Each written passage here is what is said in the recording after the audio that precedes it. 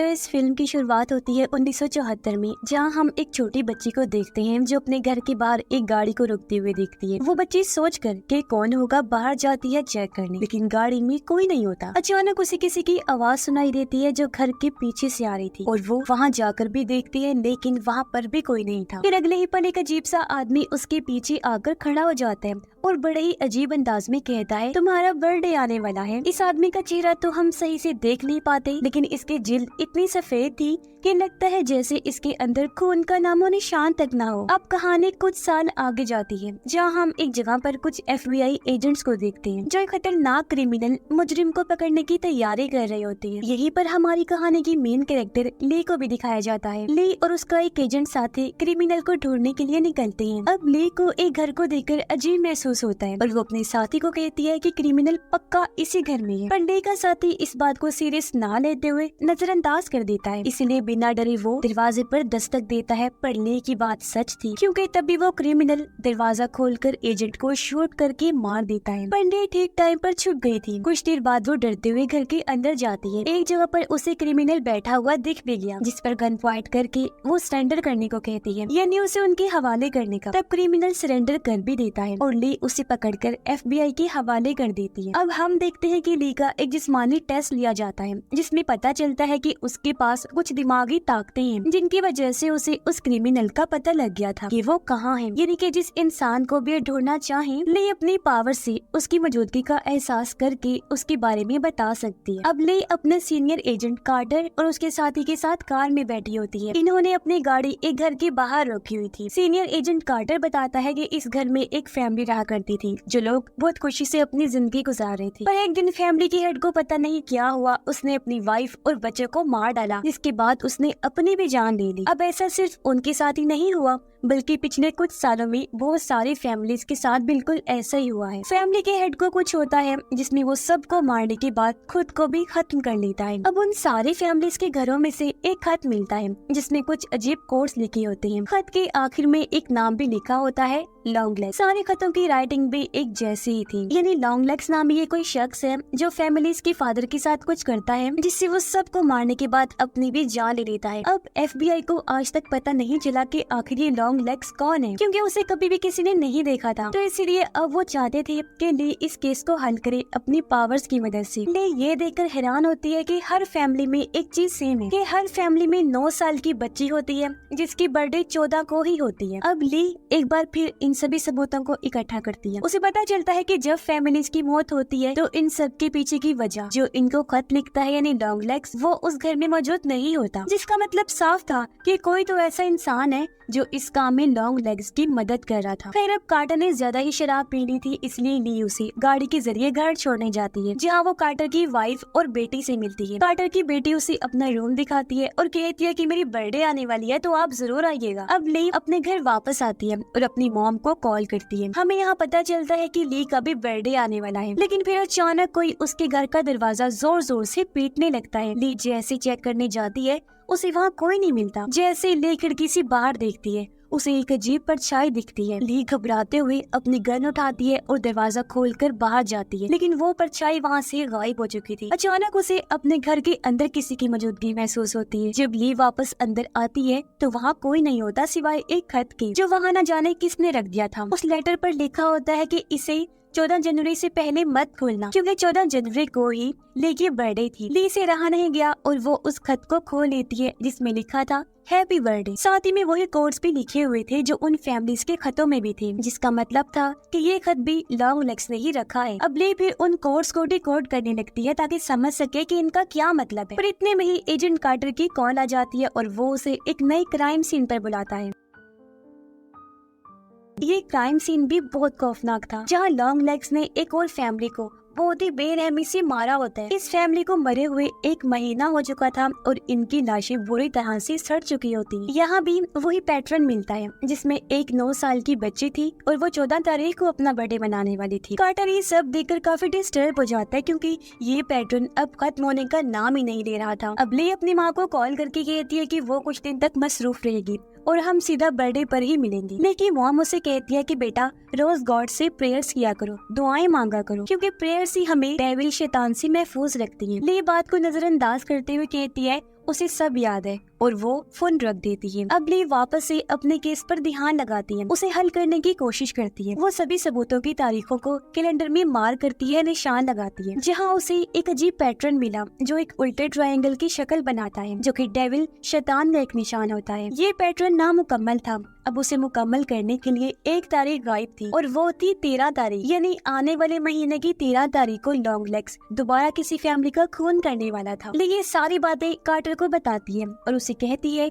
कि long legs ने अपने खत में बार बार लिखा है कि उसे कैमरा फैमिली को मारने में सबसे ज्यादा मजा आया था। कैमरा फैमिली कुछ सालों पहले मार दी गई, जहाँ फैमिली हेड ने अपनी पूरी फैमिली को तो मार ही डाला था, पर साथ में एक प्रीस्ट को भी कत्ल कर दिया था जो उनके घर में आया हुआ था उस टाइम। मगर फैमिली हेड की बेटी, जिसका नाम कैरी था, वो बच गई थी क्योंकि वो उस टाइम स्कूल गई हुई थी और फिलहाल वो एक मेंटल अजाइलम में। ये सुनने के बाद ली और कार्टर उस फार्म हाउस पर जाते हैं जो कैमरा फैमिली का था। वहाँ कुछ देर खोजने पर उन्हें एक ताबूत मिलता है जिसमें एक डॉल थी जो बिल्कुल कैरी जैसी लग रही। डॉल को चेक करवाने पर पता चलता है कि ये डॉल किसी ने हाथों से बनाई है और इसके सर में एक मेटल की बॉल है। इसे छूने पर ली को अजीब सी वाइब्रेशन महसूस होने लगती है। इन वाइब्रेशंस की वजह से ली को कुछ अजीब ख्याल आती है, जिसमें वो कुछ सांप देख रही होती है। उसे ये भी एहसास होता है कि ये डॉल किसी तरह से बुरी ताकत से जुड़ी हुई है। इसके बाद एक फ्लैशबैक दिखाया जाता है, इन्हीं पास्ट का गुजरा हुआ सीन, जिसमें हम लॉन्ग लेग्स को ये डॉल बनाते हुए देखते हैं, यानी कि इन डॉल्स का बनाने वाला भी लॉन्ग लेग्स ही था। इसके बाद हम लॉन्ग लेग्स को देखते हैं, जहाँ हम पहली बार उसका चेहरा देख पाते हैं जो वैसा ही सफेद था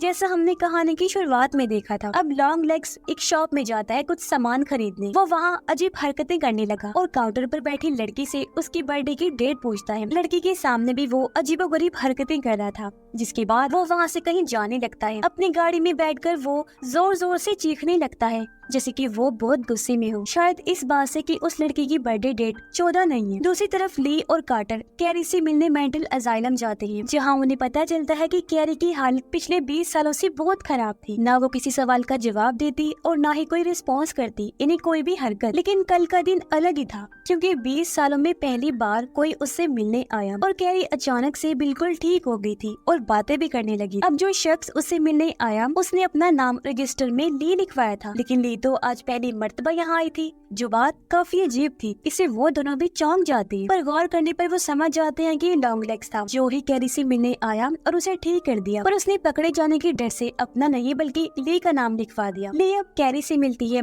और उससे कुछ सवाल करती है। अब एक फ्लैशबैक में दिखाया जाता है कि कैरी के डैड ने किस तरह पहले उस प्रीस्ट को मारा और फिर अपनी वाइफ को भी। ये सारा नजारा हम उस डॉल के नजरिए से देख रहे हैं जो वहाँ घर में पड़ी थी। ली कैरी से पूछती है कि कल उससे मिलने कौन आया था। कैरी कहती है कि जो भी आया था मैं उस शख्स को कभी नहीं भूल सकती और उसकी किसी भी बात को मानने के लिए मैं तैयार हूँ। अगर वो कहे कि ली को मार दो मैं फौरन ये काम कर दूंगी, और अगर वो कहे कि मैं छत से कूद जाऊँ तो बिना देरी किए खुशी खुशी मैं ये काम भी कर दूंगी। कैरी यहाँ किसी मिस्टर डाउनस्टेयर्स का भी नाम लेती है, लेकिन वो कौन है ये फिलहाल हमें नहीं बताया जाता। मगर ली फिर कैरी से डॉल के बारे में पूछती है और वो कहती है कि उसे डॉल के बारे में सब कुछ भूल गया जैसे कि तुम भूल गई हो। खैर अब इसके बाद ली कार्टर से मिलती है और कहती है कि शायद इन डॉल्स में कुछ ऐसा है जो इन कत्लों की वजह बनता है, क्योंकि हर मरने वाली फैमिली के पास ये डॉल होती है उनकी बेटी की शक्ल में।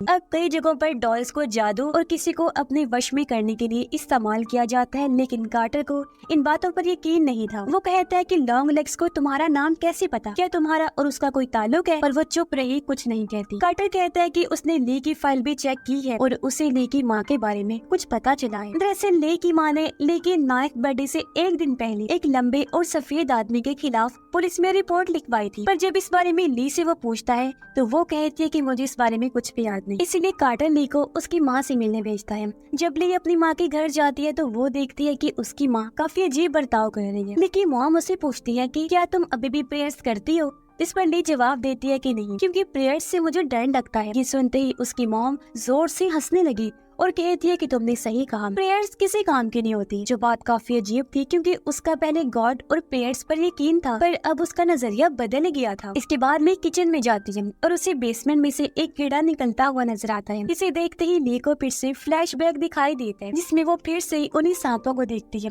फिर खुद को अपनी माँ के साथ पाती है। यहाँ छोटी ली को हम देखते हैं और पता चलता है कि मूवी की शुरुआत में हमने जिस बच्ची को देखा था वो ली ही थी। सीन वापस से प्रेजेंट टाइम यानी मौजूदा वक्त में आता है, जहाँ ली अपनी माँ से अपने 9th बर्थडे के बारे में और उस आदमी के बारे में पूछती है जो उससे मिलने आया था। यानी कि वही सफेद आदमी जो था तो लॉन्ग लेग्स, लेकिन ली इस बारे में नहीं जानती थी। लेकिन उसकी माँ इस बात को टालने लगती है, जैसे वो सब कुछ जानती है लेकिन बता नहीं सकती। वो सिर्फ इतना कह देती है कि उसकी बर्थडे वाली सारी चीजें उसके कमरे में अभी तक संभाल के रखी हुई। इसलिए ली अपने कमरे में चली जाती है और वहाँ उसे एक बॉक्स मिलता है जिसमें उसकी खींची हुई फोटोज थी और उन्हीं में उसे लॉन्ग लेग्स की फोटो भी मिल जाती है, जो देखकर वो घबरा गई। उसने लॉन्ग लेग्स को इसलिए पहचाना क्योंकि वो उसकी बचपन वाली फोटो में था। अब यहाँ हमें पता चलता है कि जब लॉन्ग लेग्स बचपन में ली से मिलने आया था तब उसकी माँ भी वहाँ आ गई थी, जो लॉन्ग लेग्स से पूछती है कि तुम कौन हो और मेरी बेटी से क्यों बात कर रहे हो। लॉन्ग लेग्स गाना गाते हुए कहता है कि या तो मुझे अभी के अभी घर के अंदर आने दो या फिर मैं बार बार आकर तुम्हारा दरवाजा खटखटाता रहूंगा। अब जब ली को लॉन्ग लेग्स की फोटो मिल गई तो वो फौरन कार्टर के पास जाती है। तस्वीर की मदद से आखिरकार लॉन्ग लेग्स को